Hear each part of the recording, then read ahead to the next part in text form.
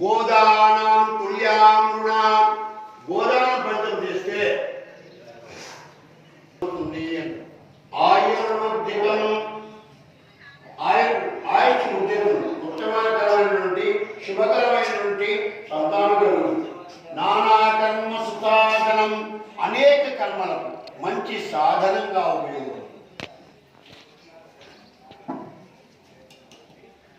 పంచాంగం మా కర్మత్వం మా చెవులారా ఈ పంచాంగ శ్రవణం వింటే ఇలాంటి ఫలితం వస్తుంది. ఇన్ని ఫలితాలు రావడానికి ఊళ్ళో గ్రామానికి మరియు ప్రజలకు పేర్బలాలకు చెప్తే వస్తుంది అంటే అది 25 దేశాల ద్వారా అవుతుంది. తర్వాత ఈ పంచాంగం పుట్టుక మరియు తిథి వార నక్షత్ర యోగ కరణ ఇవన్నీ కలిసి పంచాంగం అంటారు. ఈ పంచాంగాలు ఏవైతే ఉన్నాయో ఇవన్నీ కూడా లక్షణకరంగా శుభకరంగా ఉండాలి అంటే ప్రాచీనంగా ఒక కథ జరిగింది. సృష్టి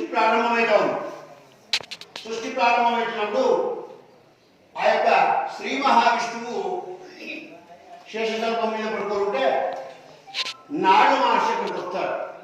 వచ్చి అయ్యా అందరికీ కావాల్సినవన్నీ ఏర్పాటు చేయండి అని బ్రహ్మమానటువంటి నాడు మహర్షి శ్రీ విష్ణువు అడిగితే శ్రీ మహావిష్ణువు ఏమంటాడంటే అది నీ వల్లే జరగాలయ్యా, కాబట్టి దయచేసి అక్కడ మానస సరోవరంలో స్నానం చేసి రావు.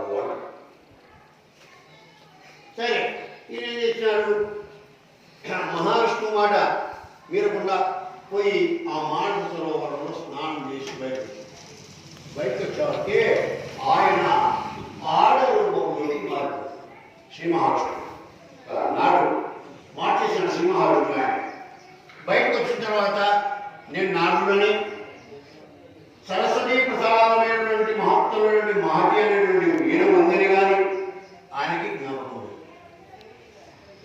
తర్వాత గాంధర్వ వివాహం జరిగేట్టు ఆ విష్ణువు